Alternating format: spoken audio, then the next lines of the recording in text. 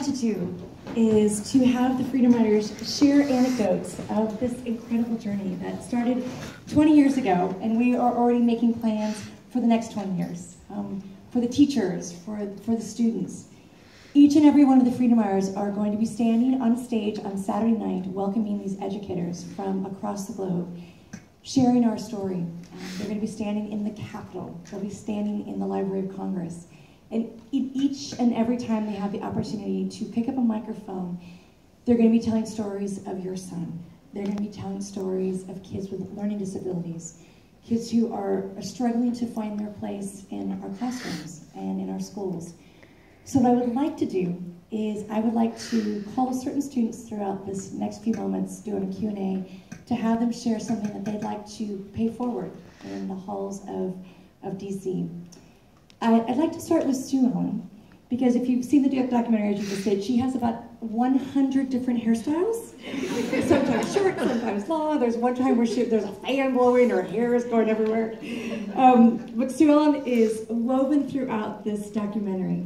And one of the things I asked her to share in DC is on our Civil Rights Day. And Sue Ellen shared in the documentary that she had dyslexia. So one of the things that she's going to be talking about in the halls of Congress is about parity for kids that don't read the same, don't process the same. And she wants our nation's leaders to realize there is no one size fits all. So I'd like Sue Ellen to share a little bit of an anecdote about what she plans to tell our nation's leaders about each and every one of those kids who have a learning disability.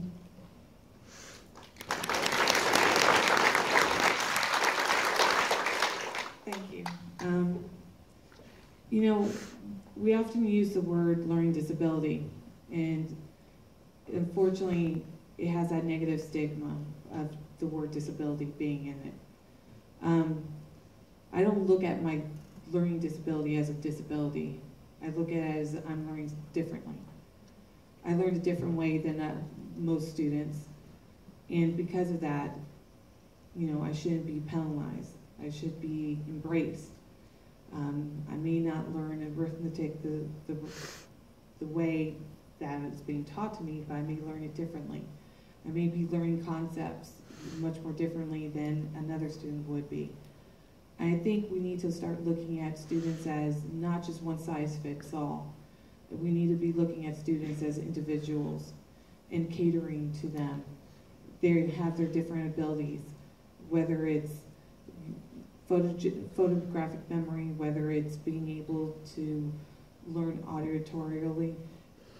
These are different abilities that we need to, instead of select and just focus on one specific area of learning, we need to embrace those different learning disabilities and learn those different learning modalities.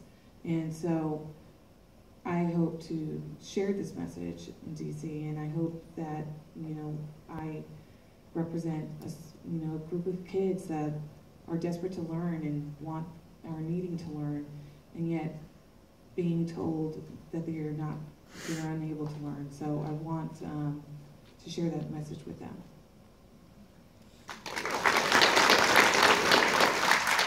Just to kind of brag, as a proud mom, Sue Ellen entered my class with under a 1.0. Once she discovered that she had a learning disability, it wasn't until she was in high school that we discovered she had dyslexia. She graduated with a perfect 4.0 and went on to college. She's now thinking about graduate school. She wants to go possibly to Wharton Business School.